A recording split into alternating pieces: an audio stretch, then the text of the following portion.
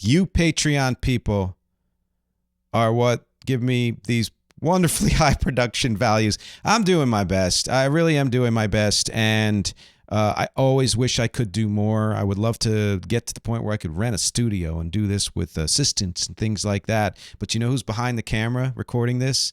Nobody. I'm the only one in this room besides my dog. But I wouldn't be doing it at all if not for you here on Patreon. And by the way, if you are not on Patreon, and I know many of you aren't because I've made an early decision about releasing this into the wild, I want to say hello to you and help you know that this bonus MXtra episode is the kind of thing you get at patreon.com/musicisnotagenre. Please consider joining there and supporting this podcast and my band Rec. And now for the actual Patreon people, and for you, because like I said, you're out there listening, and I'm grateful for that as well. This is the bonus MXtra for Season 7, Episode 26 on Tears for Fears, and as promised, it is on art pop. But more than that, and I'll say that in a second, but I will say first, one of the reasons why I'm releasing this into the wild sooner than later is because I had a ton of fun researching this, and I love this topic. And it's just, again, these bonuses are short compared to the regular episodes, but they can be packed with cool information and just a lot of enthusiasm from me. So that's, again, one of the reasons I'm releasing it. Also, I've got a busy late spring with gigs, so I need something to put out there, to give me a week or two break. This, again, is the kind of stuff you get at patreon.com/musicisnotagenre. Why am I doing one on art pop? Because, as I mentioned in the main episode, it is the most important genre of any kind of music ever. That's a bold statement. That's a big statement. And I stand behind it 100%. I will explain to you why I believe that art pop is the most important genre ever. Best? No. No such thing. I'm not talking about it's the best. I'm not talking about it's the only important genre. I'm saying in the development of music and of genres and the evolution of music, it is the most important. But what is it, right? It's new wave, it's rock, it's pop, it's electro. It can be so many other things. And what I'm going to talk about is what it is, its major elements beyond that, some origins, some offshoots, and some of the major acts who have done art pop and art rock. And then explain why it is the most important genre. So definition, there are a lot of incorrect definitions of art pop online, or definitions that are too broad. To me, it was like somebody put the words in a search, and instead of coming up with art pop, they came up with pop art. Those are not the same thing. I get how they can be related, but they are not the same thing. Art pop is its own thing. First of all, it's music, and pop art is not necessarily music. Art pop incorporates multiple ideas and genres that range from orchestral, such as classical music, ambient, electronic, experimental avant-garde, progressive, such as jazz or postmodern, within a pop music structure and aesthetic, hooks and stuff like that. Its goal is to be accessible but also forward-thinking, much like my goal, and often contains complexities that can be both obvious and not so obvious. The repeated listens, you hear more complexities. In other words, the impression is straightforward. It is pop. Even if the music is not, it is art. And that pop music can be art is one of the reasons why it's so important. I don't agree, again, that the main thrust of art pop is pop art and culture. I think that's one strain, but that's not what defines art pop and doesn't really need to be there. So let's get into it. I'm going to start and end, though, with a special note. My opening note is that the strains of art pop from across the Atlantic, to me, differ as such. So you think of the US and UK as the main purveyors of art pop, although it's everywhere now, but that's kind of where it started. American art pop, and I'm going to get pissy, it seems to me a lot of the art pop bands from America seem to want you to know how fucking clever they are, how much smarter than you they are, and how you care about the music more than they do. They just brush it off. It's all artifice. They care too. But the fact that they come across that way is a lot of American art pop that sounds American that is an American aesthetic is not my favorite. This is more about the aesthetics because there are U.S. acts that do UK art pop and vice versa. UK art pop, to me, revels in the lushness and a more erudite approach while conveying that they do care and they also want you to care. There's something a little bit more sincere about it, which I love. Again, the American art pop influenced by the UK is the same. But I like any, UK art pop I prefer. So prehistory. Any music from the 1950s and before that blended popular idioms with more artistically inclined ideas like jazz and classical can be considered a precursor to art pop. For example, composers who used folk music as the basis for classical compositions, to me, were essentially doing proto-art pop, like Bela Bartok, combining folk low art with classical high art. Which, again, I don't like those distinctions. That's what people call it. Jazz artists who incorporated classical themes and or orchestration were also doing proto-art pop, such as Gershwin, using the blues and jazz and making classical pieces out of an opera. Orchestral artists making frothy music were, to me, doing proto-art pop. So you think of Esquivel or Percy Faith. Yeah, I know, it seems like it's easy listening, but when you really break it down, to me, it is this lushness and artiness in a pop milieu. Pop artists who incorporated ideas and sounds from other genres, to me, were doing proto-art pop, such as Frank Sinatra's period with Nelson Riddle. And the way they explored arrangements with that, to me, it's very art poppy. But talking of origins, the true beginning of art pop was in the 1960s when rock and pop artists were compelled to make their songs and or arrangements more intricate and less of a piece with whatever genre they were supposed to be in. It bubbled up almost simultaneously in both the US and the UK. So let's just get right into it. The big art pop acts by decade, and it's not going to include all of them, of course.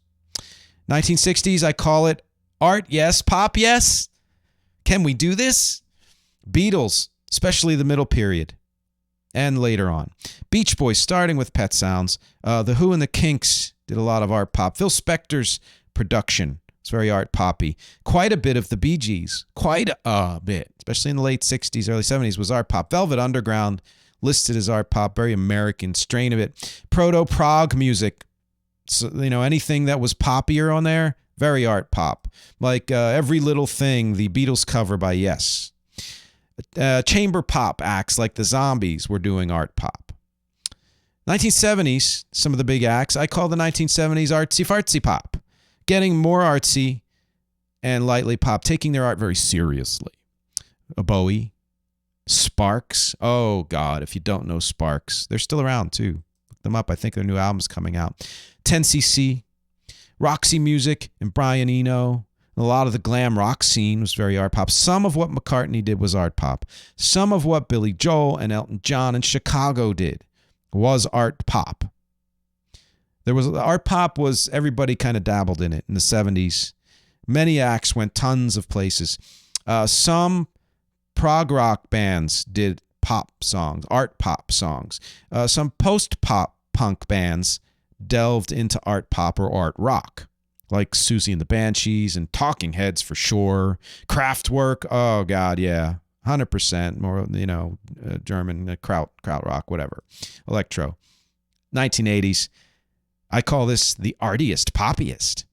You have bands like B-52's Devo, lots of the new wave, new romantic, synth pop acts like New Order and Depeche Mode and Duran Duran. Tears for Fears, the main subject of the main episode. The Human League, I believe. The Police, Sting, so 100%. Peter Gabriel, Kate Bush, Art of Noise, certain songs by the Violent Femmes, many of the songs by The Cure. Quite a lot of Prince was art pop. Even some of Madonna was art pop. And Squeeze and XTC and British acts like that. 1990s, I call it sub-art, sub-pop. Yeah, it's a pun. More subversive. Yes, we are. No, we aren't. Who cares? A lot of the conscious hip-hop acts like PM Dawn, De La Soul, Tribe Called Quest straddled that art and pop line. To me, they are art pop. Beck, 1000%. Bjork, 1000%.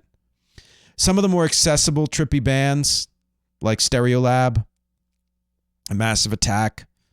Tori Amos, yeah. Fiona Apple, hell yeah. She was still doing art pop, to my mind. Some of the Britpop scene, like Blur and Oasis, would delve into art pop. And then Pavement, again, kind of the American strain of art pop. Woohoo.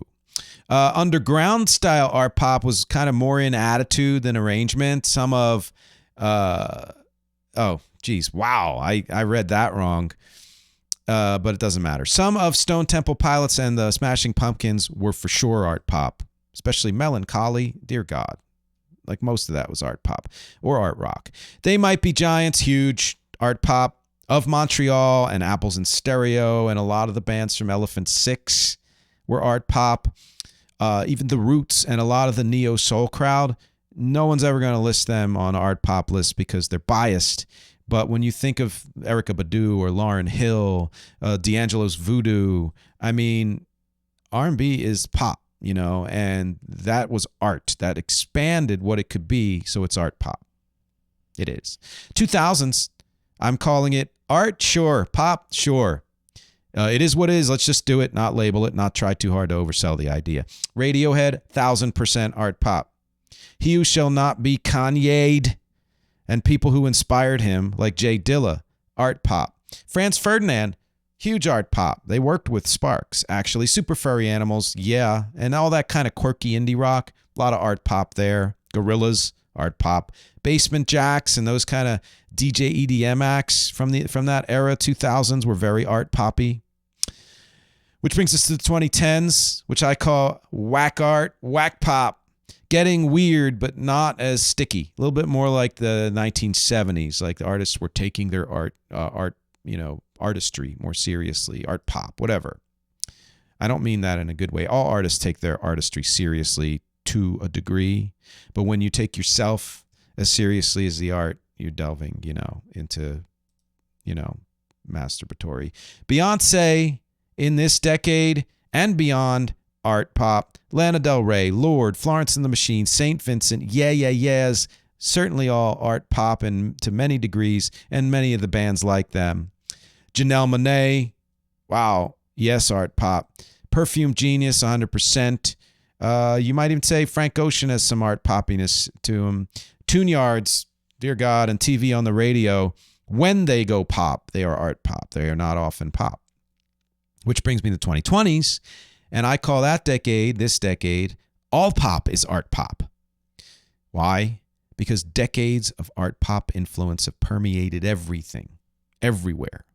Bartees Strange, yes. Some of the Wombats. Quite a bit of Billie Eilish. Charlie XCX for sure. Grimes. FKA Twigs. SZA. And then artists like Mitski and Japanese Breakfast and Rina Sawayama. Any solo artists like that who explore genre crossovers and odd arrangement and production choices. That's art pop. That is art pop because they are writing pop songs. Some offshoots of art pop, now that we've gone through the decades, are art rock, which some of those acts were. Glam. Many subgenres of electronic go art poppy, like industrial techno, new romantic, new wave, synth pop, which is where you get Tears for Fears. Avant pop or experimental pop is art pop, basically. Some power pop can be art pop, like some of what Squeeze did, etc. Progressive pop, which is really what Rec is. No matter what else I call it, multiphasic power pop or louche studio punk or whatever, art pop, whatever, it's progressive pop. It is pop that does what art pop does. Often, there have been R&B and hip-hop acts that go art pop, as I mentioned. Okay, so why is art pop the most important genre ever? Why? I'm not saying, again, it's the best genre. There's no such thing or the only important genre, but I believe it is overall the most important genre, and here's why. It emphasizes what, to me, are the two most vital elements of music creation and development. One is communication, accessibility, connection, actually caring about the listener and about getting your ideas across in a digestible way. If you want to be esoteric and make it difficult for people to understand what you're doing, brilliant. That is not, to me, your objective is not communication. It is some other impression. And that's not a favorite thing of mine. You can get great ideas from it. but those ideas are often used in songs and genres that are more communicative, let's say. And I think that communication is one of the most important elements of any art, and especially music. And number two, the second idea, is forward motion, development, evolution, experimenting, pushing boundaries, incorporating new ideas, combining them in new ways. Because of these two elements, and before I even get there, go back and listen to the things you love. Listen to bands or artists that sound like old stuff. Do all of that. Things will always return, etc. All of that is wonderful. That's a listening thing. But when it comes to the development of music as a global form of art, to me, if there is no forward motion, it dies. Why has it been said over and over that rock and roll is dead, jazz is dead, whatever? There was a period of stasis in those areas, perceived stasis, that made people think it was dead. Why? Because they thought the forward motion was gone. Of course, it wasn't gone, and everything comes back and does move forward. But to me, the propagating and expounding, I can't think of the word, promoting forward motion in music is as vital to me as the communication. And I believe that communication and forward motion is as vital in life as it is in music. So because of those two elements, communication and forward motion, art pop is the most important. Why? Because it proves that weird and complex ideas that move things forward can work in the context of accessible music that communicates in a way that people can understand, which shows and proves that artists in any genre can do this. They can push their boundaries or work from a complex point of view and still be connective and accessible and communicate in a way that people can understand. Accessible music is, like I said, wonderful, has it easy. It's not easy to make. That is, I'm not saying it's easy to make accessible music. It's not. But it has one goal, to be liked and easily understood. Esoteric music, as I mentioned, that also has it easy. It's, again, not easy to make. But its only goal is to be whatever it is, and who cares whether anybody understands it or likes it. Be weird, experimental, exploratory. But the music that can do both, which I would argue Rex music has always done that. My music has always done that. And all the art pop acts above. That's not easy. That's harder than either of those other elements because you're putting the two together. It strives to fulfill both goals. And when it achieves that, it is transcendent and it sets the example that it's possible and it moves things forward for everyone else too. How many people has Bowie or Prince, how they have influenced with their forward thinking? And music was changed forever because of that. The music is weird and complex, but it doesn't take over. And it's accessible, but it's not facile. You're threading that needle, and that's not easy. Which brings me to the closing note and a confession. One of the reasons I do art pop is because there's quite a lot of art pop that I'm not a fan of. Confession. I think it's usually overdone, overblown, overwrought, and overthought. And so I do it to set out to prove that you can do things as complex and intricate as all of that stuff, but not be bloated and ponderous. You have momentum, you have hooks. You still leave the head scratching. Second, third, fourth listens, you hear new things, but you're giving people something to move along with and sink their teeth into, which is what I believe the music I create is, and the best art pop is, and again, why it is the most important genre ever. Fight me on that. Thank you for watching and or listening, my lovely Patreon people, and also all of you out there who get this bonus episode for free. I appreciate every one of you, and I'll talk to you next week.